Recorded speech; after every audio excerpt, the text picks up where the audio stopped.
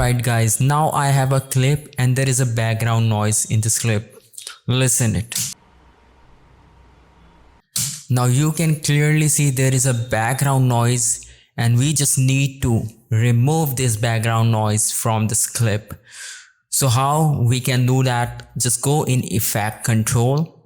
When you search denoise, now you can clearly see denoise effect over here. Drag it on your clip. After drag it, just go in Effect Control, click on it, and you can see denoise option. Click on Edit, go in Default. Now you have two options: heavy noise reduction, light noise reduction.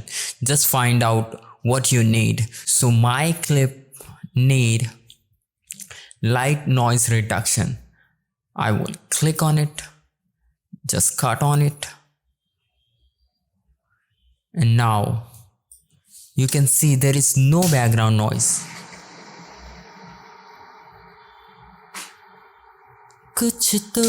So this is so much easy.